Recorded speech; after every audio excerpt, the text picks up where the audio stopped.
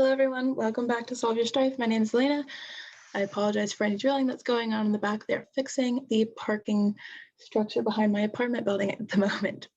But today I will be going over a blog post I wrote about what web components are. So I know in most of my other videos I've discussed what web components are, maybe not as in depth as some of you need to understand what they are. So I wrote a little blog post. You can come here on my Solve Your Strife blog on dev.to. And you can read it for yourself, but I'm also going to walk you through it a little bit here and show you some ways where you can look for web components and probably sites you use every single day.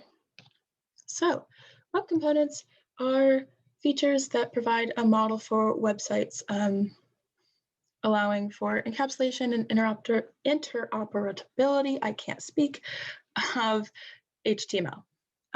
So you might be like, what does that definition mean? I still don't understand what you're saying. So basically, there are like 4 standard objects and themes that work together to create a web model. You have elements, custom elements, shadow DOM, and JavaScript modules. Again, if you need to have a little bit more into what those are, you can read the link that's provided. But basically, all of these together include like the code that allows your website to run, the little images that are placed on it. There's a little like toggle button, any of that really, anything that's on a website that's interactive, but also providing content has to be placed and edited and created by the developer. And web components make that a lot easier through the like web editing tools that they're in, because instead of having to completely build them from the bottom up, a lot of these web editors have web components built in that you can basically just have a little bit more of a shortcut to use. So another reason why you should use web components is because they're open source. That's great. If you don't know what open source means that the source code for it is free and open to everyone on the internet, and you can save it and change it and put it back out there for yourself, and it's completely fine, not illegal. It's open for anyone's use and interpretation, which is great.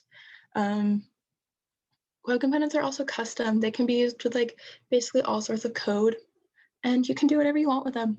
If you want them in a JavaScript application, you can also probably use something very similar in HTML, just 2 different things. But web components are used in all because they're that functional. It's great. Web components are also great, and I'll show you in some places in a minute where they are used daily or in your daily social media, platforms. I couldn't think of the word. But instead of having to completely recreate the, Twitter banner every time that somebody logs onto it or goes to a different page, because every page has to be coded, they can build a web component for that, where it's just the header. And all they have to do is implement that into the code, the whole header, with the web component. There you go. It's the same thing. Do the work once. You don't have to do it again. It makes the development process so much easier and faster. So these images here, you can't really see them very well. I will enlarge them. For screenshots I took from Twitter.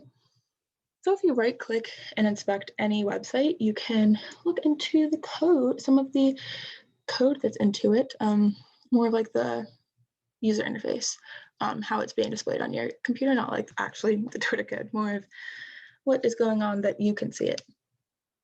So if you look in here, any of these, let me find one.